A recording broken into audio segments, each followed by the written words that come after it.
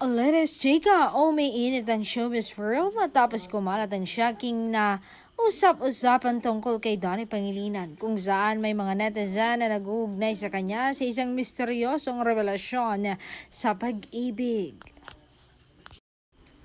Lalong naging kontrobersyal ang intriga nang madawit ang pangalan ni Bel Mariano habang may ilang haka-haka na may biglang pagbabago sa damdamin o relasyon na hindi inaasahan ng publiko. May mga fans pa na nagtatanong kung may kinalaban ba rito sa si Kisses matapos siyang mabanggit sa mga viral posts.